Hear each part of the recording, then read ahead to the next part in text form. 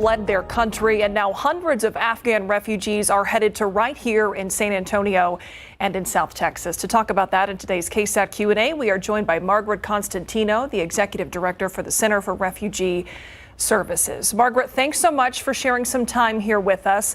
I know we've been talking to you over the last several weeks about what is playing out here at home in terms of helping these refugees. Describe what your agency does from the time a refugee from Afghanistan arrives here until they get to where they are headed. My agency, the Center for Refugee Services, is a private, independent nonprofit agency in the Northwest Medical Center area. We are not a resettlement agency. Catholic Charities and Raices are the resettlement agencies that actually greet the individuals at the airport. But what my agency does is provide social support to the newly arriving families, and we help them with emergency supplies and information, ESL classes, and so forth. The people that we're concerned about right now mostly are the Afghans that are fleeing Afghanistan. They may already have family members here in San Antonio that are very worried about them. So there are a lot of Afghans, about 600 Afghans that are currently in San Antonio that have been here over the last 5, 4, 3, 2, 1 years. And now they're trying to get us to help them with their countrymen who are arriving in San Antonio. The Afghans are what we call special immigrant visa holders, meaning that they help the U.S. Army in Afghanistan as interpreters and contractors with the federal government. And so our government is expediting them. They're getting them out of the country as fast as they possibly can because their lives have always been in danger since they were affiliated with our troops. Have you talked to, Margaret, sorry to interrupt you, but have you talked to some of these immigrants as they've come to town? I mean, what are they telling you about what they experienced? And I'm guessing they're very grateful to be out of Afghanistan. They are, Steve. They're exhausted.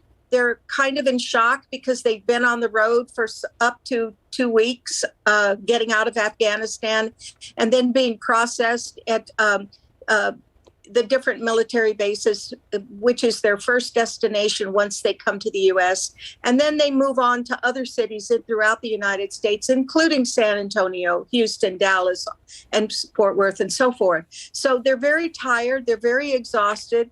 They have been through a lot, but they're very grateful to be here. And they know that the American people are welcoming them and want them to be here and want their families to be safe. You know, there's been a lot of focus over the last several months about what's happening along the southern border with migrants coming into the U.S. Can you talk about the differences in the way that your organization helps or the differences in the scenarios with what we've seen along the southern border and then helping these Afghan refugees resettle?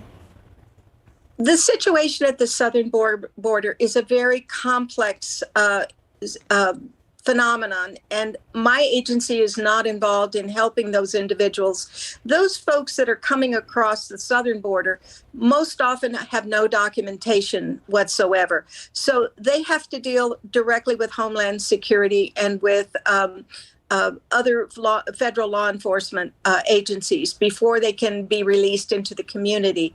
The Afghans that we're talking about already have clearance from the federal government to come out of Afghanistan and to be resettled in the United States, some of them temporarily as asylee applicants, but others as SIV, special immigrant visa holders who are permanent residents. So they come in with different documentation and they're legally allowed to stay into the country, whereas people at the southern border, many of them are not going to be able to come in the same manner.